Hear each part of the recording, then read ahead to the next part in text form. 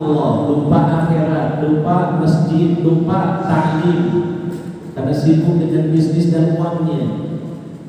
TV, tempat kita semua belajar ilmu dunia dan akhirat. Semoga tayangan ini bermanfaat bagi kita semua dan bagi Anda semua yang like and subscribe. Semoga sehat, sukses, cepat kaya, dan masuk surga. Amin.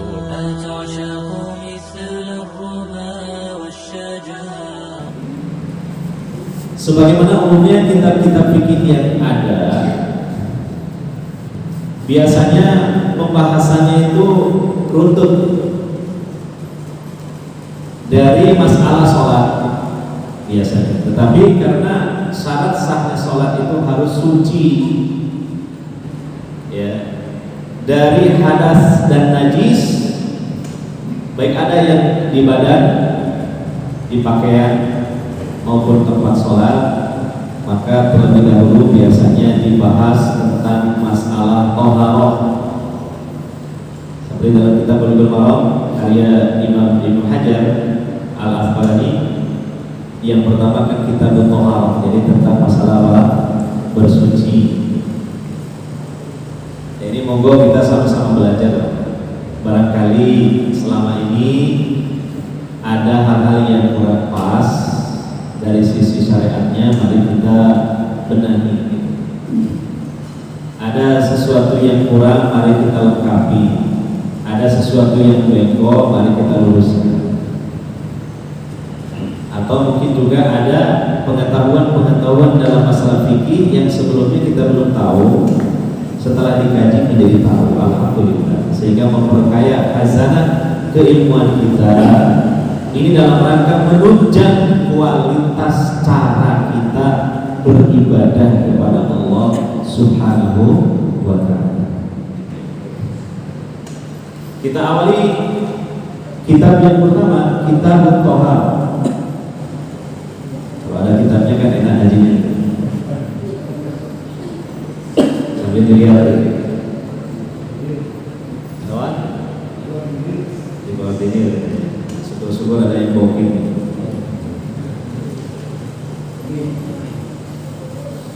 Kita Thaharah, kita tentang bersuci. Dan mohon maaf ya, kajian fikih itu insya Allah dijamin agak menjemukkan. Iya, dibanding kajian-kajian yang lain ya. Kita ini pengalaman lah belajar fikih di pesantren, memang cukup menjemukkan. Makanya yang berhasil seorang santri itu yang selalu pandai mengalahkan kebosanan. Karena sifatnya mungkin agak-agak textbook dan monoton. Ya, itulah namanya belajar kan, harus sabar. Ya, beda dengan materi-materi yang lain. Thaharah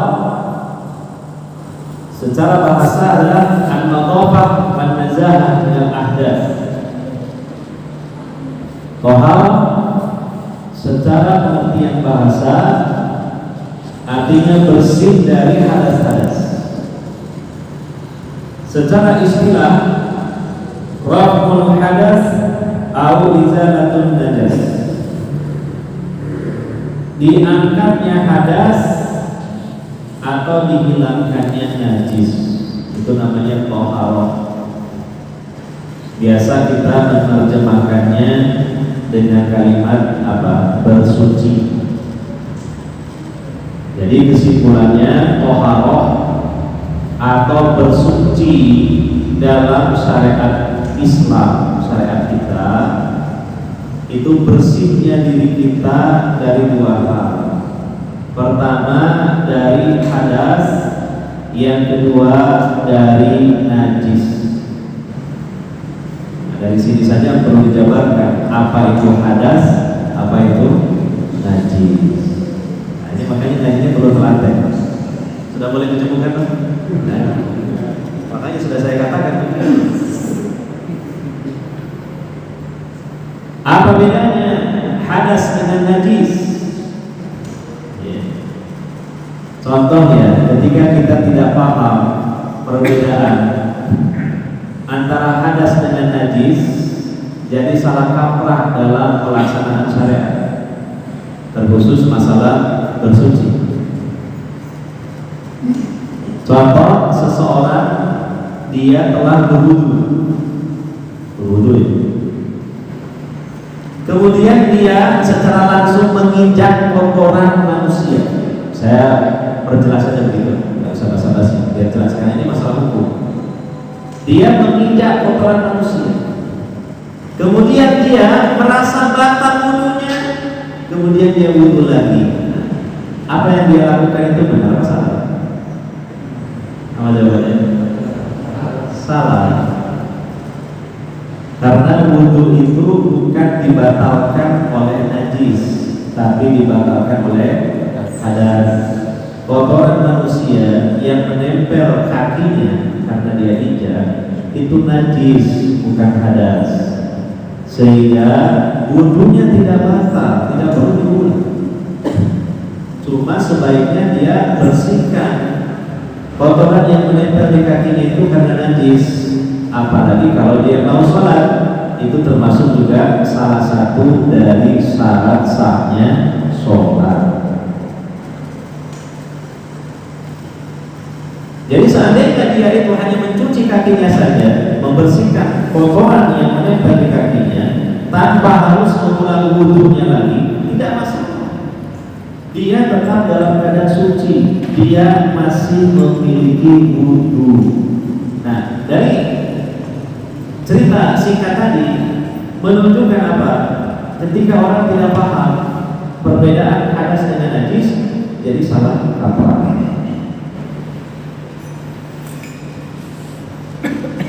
Maka perlu dijelaskan apa itu hadas, apa itu najis. Ya.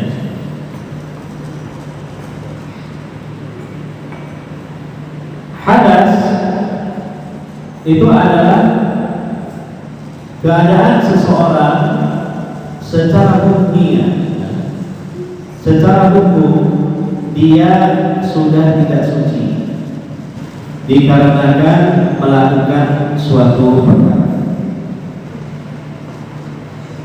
Jadi hadas itu bukanlah karena terkena zat yang sifatnya konkret, tapi karena melakukan aktivitas, maka syariat menghukumi dia tidak suci. Itulah kurang lebih seperti itu. Contoh, orang berwudu, kan dia suci. Setelah itu dia kentut. Nah, jadinya wudunya apa? Batal. Kentut kelihatan apa tidak? Ya tidak. Belum tentu bau juga. Sampai mau selalu bau.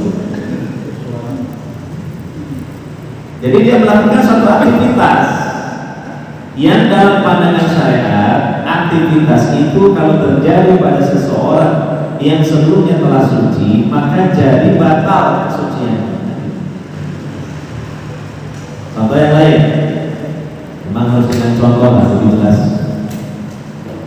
Seseorang berwudu, kemudian dia kencing, batal nggak wudunya? Batal. Batalnya wudu dia karena aktivitas kencingnya ataukah karena terkena tetesan air kencing? Nah, aktivitas kencing itu namanya hadas. Air kencing, air seni itu najis. Nah, jadi dari situ ada perbedaan, terlihat perbedaan antara hadas dengan najis. Gitu. Ya. Kalau najis itu adalah suatu zat baik padat maupun cair yang kotor, yang syariat menghukuminya itu adalah benda yang harus dihilangkan atau dibersihkan ketika akan melakukan suatu ibadah tertentu, di antaranya misalnya sholat, tawaf, dan yang lain. Jadi di situ ada perbedaan antara hadas dengan najis. Kalau najis itu zatnya, yang sekiranya mengena badan, mengena pakaian, mengena tempat sehingga menjadi kotor. Tapi sekali lagi tidak semua yang kotor dinilai najis, ya. Contoh, ludah, dahak, kotor apa tidak? Kita menganggapnya kotor. Secara umum kebiasaan kita itu kotor, tapi menurut syariat bukan barang najis. Mohon maaf, air mani, sampai tahu air mani? Tahu ya, sejak dulu kayaknya. Ya. Banyak ya, ini sudah balik semua ya. Oh itu anak-anak itu. Sampai ini balik itu cuma sekali Pak. Kalau Uber bisa jadi berkali-kali. Bisa jadi. Air mani dalam pandangan kita secara umum itu cairan yang menjijikkan. Kita anggap kotor. Tapi menurut pandangan syariat itu tidak najis. Nah, nanti ada zat-zat lain yang keluar dari kemaluan kita yang hukumnya beda dengan mani, hukumnya adalah najis. Alhamdulillah Allah Subhanahu wa taala menciptakan kita ini dari sesuatu yang tidak najis, dari sesuatu yang suci yaitu mani. Sekalipun dalam pandangan kita mungkin kotor, menjijikkan, tapi itu hukumnya tidak najis. Ini sudah isya Pak?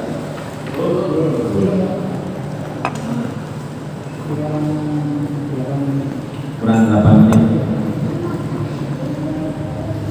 Nah itulah mungkin sekilas. Mungkin kalau terlalu diperpanjang tambah membingungkan. Cukup itu saja. Itu perbedaan hadas dan najis.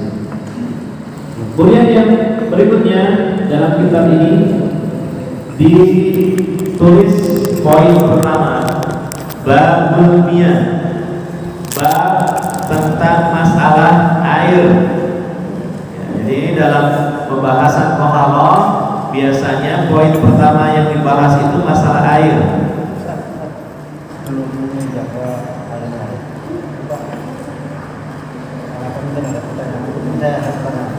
Masalah tadi soal kencing, kan kita ini sudah tua itu kadang-kadang kencing itu kan nggak bisa langsung bersih, karena ada tetesan.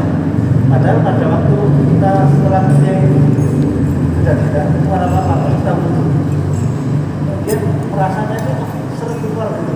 Nah ini kita perlu hanya cuci apa namanya orang kita atau kita buka. Masalah seperti ini ada perincian.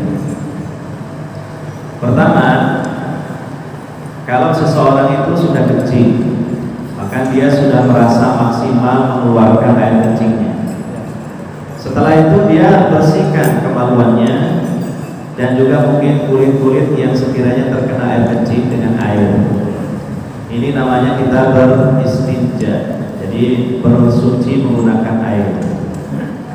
Nah kalau sudah seperti ini, kemudian dia kok merasa ada sesuatu yang keluar sedikit dari kemaluannya, seperti serasa-serasa gitu ya, maka ini jangan dihiraukan, ya, karena ini sesuatu yang meragukan. Dalam kaidah fikih dijelaskan, al-yakin la yuzalu bisyak. Sesuatu yang yakin tidak bisa dikalahkan oleh sesuatu yang meragukan. Maka keraguan seperti ini jangan dihiraukan. Bahkan bisa jadi itu bagian dari tipu daya setan untuk membuat kita jadi bingung dan ragu-ragu. Gitu. Ini poin yang pertama. Yang kedua, bagi orang yang punya penyakit beser, dan mungkin bisa jadi orang-orang yang sudah terlanjur usianya kerap terkena sakit seperti ini atau gangguan seperti ini. Jadi dia sudah kencing, bahkan merasa sudah maksimal, bahkan sampai dia urut-urut. Ya sampai paham lah apa yang diurut kayak gitu. Sudah maksimal, lalu dia bersuci dengan air. Ya, tapi kemudian setelah itu, bahkan mungkin ketika dia sedang sholat, keluar air setetes, dua tetes, dan selesai sholat pun dia lihat memang terbukti, ya, ada tetesan air di celananya atau di celana dalamnya yang memang dia dugaan kuatnya air kencingnya, dan itu berulang-ulang, maka yakin dia mengalami beser tadi. Dan beser memang seperti itu, ya. Maka masalah orang yang beser ada hukum khusus tentang orang yang beser, yaitu apa? Yang penting dia sebelum sholat dia bersihkan kemaluannya, dia bersihkan pakaian yang terkena air kencing itu, kemudian sholat. Adapun ketika sedang sholat masih keluar beberapa tetes, tidak masalah, sholatnya dianggap sah dan tidak perlu mengulang sholat, karena dia mendapatkan rukhsah, dia mendapatkan keringanan, ya kan? Sebagaimana ini hukum bagi wanita istihadah, wanita yang keluar darah dari kemaluannya selain darah haid dan nifas. Wanita istihadah itu, ya, dia adalah wanita yang suci, beda dengan wanita yang haid ataupun nifas. Maka bagi dia tetap diwajibkan untuk melaksanakan sholat. Tapi setiap kali sholat dia hendaknya membersihkan kemaluannya dari darah itu, kemudian dia berwudu.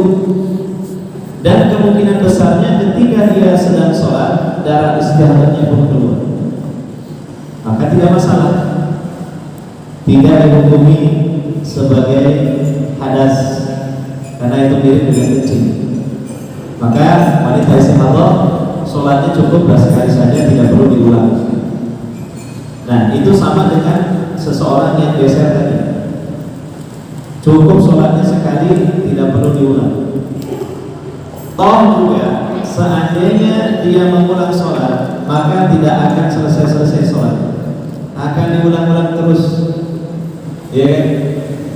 Misalnya orang ya yang geser sholat, kok terasa terondos gitu kan, keluar tetesan air kencing, dia batalkan, kemudian dia cuci, dia sholat lagi, dia wudu, dia sholat lagi. Ketika sedang sholat keluar lagi juga, nah dia batalkan, kemudian dia bersihkan, lalu dia wudu, kemudian dia sholat lagi. Terus tidak ada habis-habisnya, tidak akan pernah selesai kalau begitu. Maka untuk orang yang geser ada rukhsah, ada keringanan, cukup sekali saja dia bersihkan kemaluannya dari air kencing itu, dia berwudu, kemudian dia sholat, sekalipun memang kemudian keluar air kencing. Itu namanya rukhsah, keringanan. Dalam kaidah fikih disebutkan al-masyaqqatu tajlibut taysir, sesuatu yang berat yang dihadapi oleh seseorang maka menjadi sebab dia mendapatkan keringanan. Jadi begitu Pak, mungkin perinciannya seperti itu.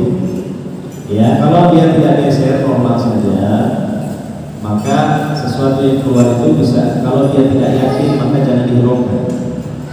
Tapi kalau memang dia tidak geser, kemudian ada sesuatu yang keluar, lalu dia kemudian mencoba untuk melihatnya dan ternyata jelas itu ada najis keluar, ya sudah, itu dihukumnya kencing, maka dia harus membersihkannya dan mengulang wudunya, kemudian baru dia sholat. Nanti akan disinggung masalah itu. Jadi yang pertama adalah bab air, tentang masalah air. Di sini dijelaskan kullu ma'in nazala minas sama' aw kharaja minal ardi fa huwa tahur. Setiap air yang turun dari langit atau turun dari atas, sama itu tidak harus diartikan langit, bisa diartikan atas. dalam bahasa Arab. Saya ulangi ya, dalam bahasa Arab as-sama, kata as-sama mungkin nanti bisa dibahas dalam yang tafsir.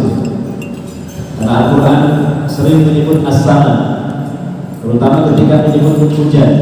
Wa anzala minas samaa'i ma'an, misalnya. As-sama tidak harus diartikan langit, bisa juga diartikan atas. Kalau selalu diartikan langit, khawatir nanti ada orang protes menganggap ayat Quran itu tidak faktual. Katanya air hujan dari langit, padahal air hujan itu dari awan. Sedangkan awan itu tidak nempel ke langit, betul atau tidak? Iya, naik pesawat ketika hujan deras, pesawat itu tidak kehujanan karena dia naik ke atas awannya. Jadi awan itu posisinya antara langit dan bumi. Maka jangan menyalahkan Al-Quran, ya. Tapi kita kurang luas wawasannya dalam mengartikan sama. Sama itu bisa langit, bisa juga artinya atas. Sehingga berkaitan dengan hujan bisa diartikan air hujan turun dari atas, ya. Dan itu tidaklah menyelisih fakta. Maka setiap air yang turun dari langit atau dari atas atau keluar dari bumi, berarti yang dari atas itu hujan langsung, yang keluar dari bumi ya sungai, ya laut, danau, mata air, sumur bor, air artesis dan lainnya. Bahwa tahur secara hukum asalnya tahur. Tahur itu artinya apa? Tahir mutahhir, suci lagi mensucikan. Bukan hanya suci, tapi mensucikan. Ada loh air itu suci tapi tidak mensucikan, yaitu air yang sudah berubah dari keasliannya, dari kemutlakan. Contohnya bensin. Ada orang wudu pakai bensin, sah tidak?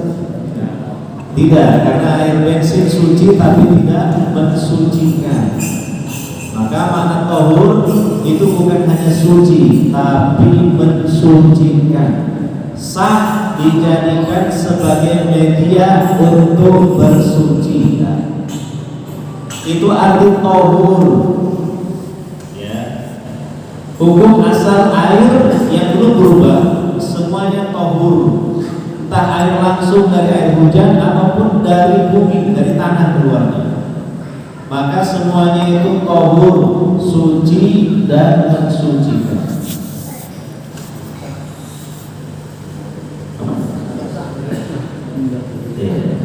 Dipetik dulu gitu. Terus setelah adzan Isya dilanjut apa enggak?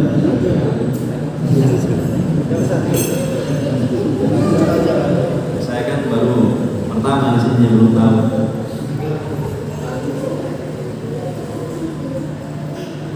Iya, nanti dilanjut sedikit lagi.